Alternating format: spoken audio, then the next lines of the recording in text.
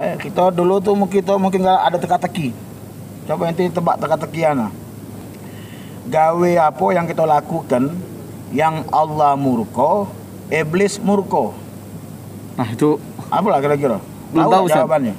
Jadi gawe ada gawe yang kita lakukan, di sana kita lakukan Allah murka, iblis murka. Apa itu? Itu ya menzinahi anaknya iblis. Ini teka-teki ya.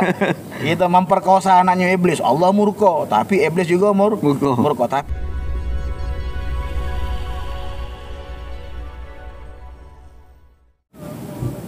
A'udzubillahi minasyaitonirrajim. Bismillahirrahmanirrahim.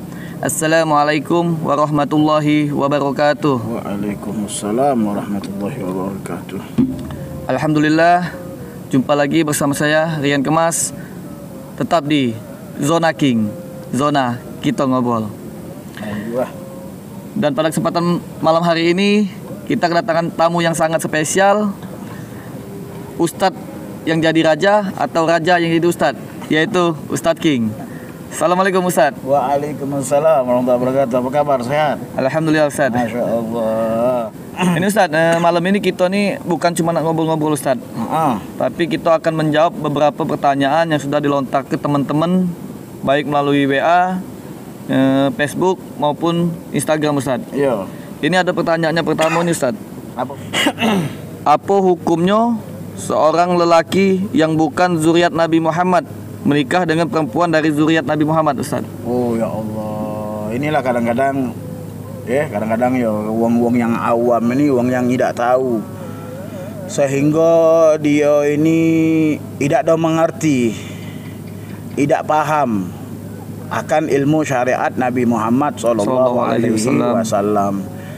Apa hukumnya nikah perempuan yang zuriat Nabi Muhammad dan lanangnya yang bukan zuriat Nabi Muhammad sallallahu alaihi wasallam. Ya, sebelum kita jawab, kita kan harus tahu dulu ya, siapa ini zuriat Nabi Muhammad, kan gitu kan.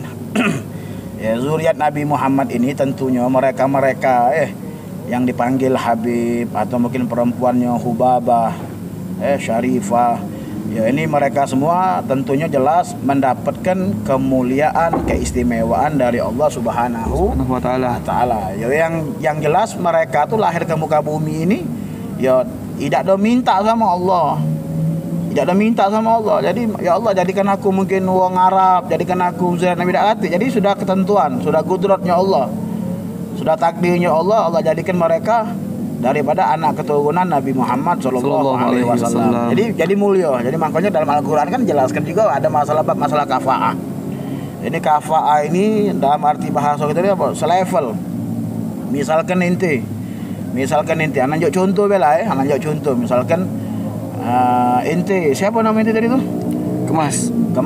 Misalkan Kemas, ente punya anak nih. Ente misalkan punya anak ente masya Allah, anak ente rajin ibadah, rajin sholat, rajin puasa. Amin. Bahkan dia hafal Al-Quran. Betina anak ente nih, ustazah. Tapi kira-kira ada wong datang yang minta anak ente, lanang datang minta anak ente. Tapi lanang ini maaf ya tukang maksiat, tukang mabuk, narkoba, galak zina. Kira-kira ente njuk ke tak anak ente tadi yang hafal Quran, yang ahli ibadah kepada Allah dengan lanang yang berbuat maksiat, ente njuk ke tak? Oke, tidak Ustaz. Nah, iyalah, kenapa? Karena itulah kafaah. Ya, jadi sederajat, jadi selevel.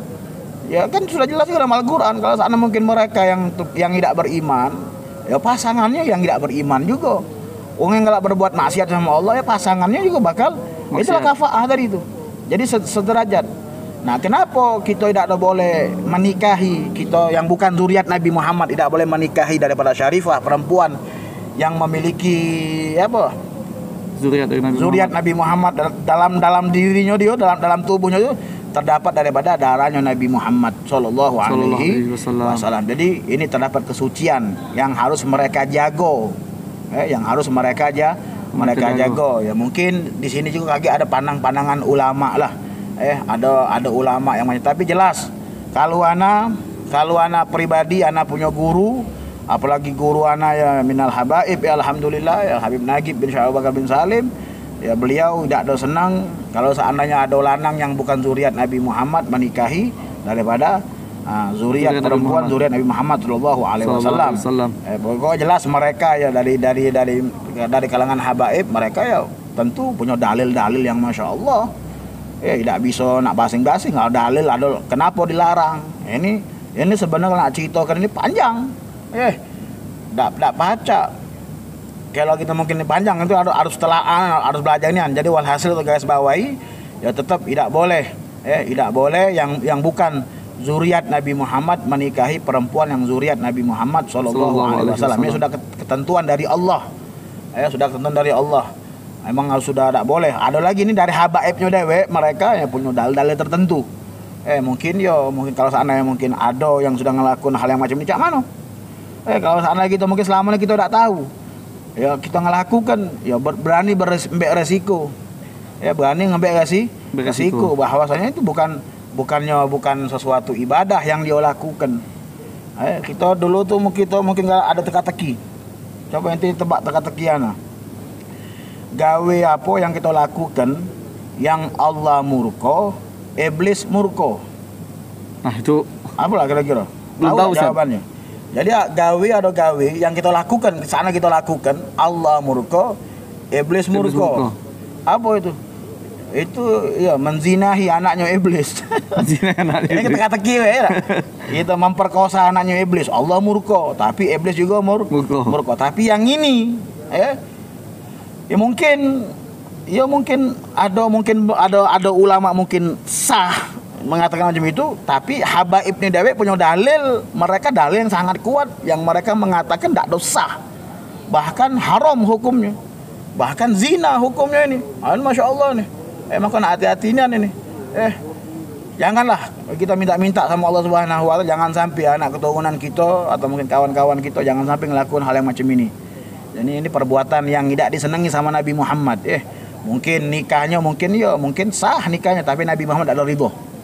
Nabi Muhammad tidak senang. Nabi Muhammad murka. Sesuatu hal yang mungkin yang sah, tapi Nabi Muhammad tidak senang, tidak murka. Nabi Muhammad murka. Tidak senang, tidak ridho Nabi Muhammad. Nah ini lemaklah kita tidak salah ya. Kenapa? Ya sebenarnya kafaan nih. Ya kafaan tentu selevel wong kaya sama wong kaya. Itu kan takut lagi ada dampaknya kan. Kalau sana mungkin dilihat kau ni dulu awak miskin, aku ni tu tak betino berduit, kau tu dulu. Nah jadi timbul lagi tidak harmonis rumah tangganya dia ya. Jadi pertanyaan ini mungkin masya Allah, mungkin khususnya bagi mungkin buat dulu-dulu kan yang ada di Palembang ini, ya jangan sampai melakukan hal yang semacam inilah. Pokoknya Allah tidak senang. Karena Nabi Muhammad tak senang. Kenapa Allah tak senang? Karena Nabi Muhammad tak senang. Siapapun mereka, mungkin mereka ulama, kaliber ulama yang luar biasa mungkin, yang bukan zuriat Nabi Muhammad, lalu kemudian menikahi zuriatnya Nabi Muhammad SAW, tetap tidak bakal mendapatkan keriduan dari Nabi Muhammad. Sebab sudah nyakitkan hati Nabi Muhammad. Kalau sudah hati Nabi Muhammad sakit, Allah murka. Ini na'udzubillah min dzalik. Ini ada pertanyaan terakhir Ustaz.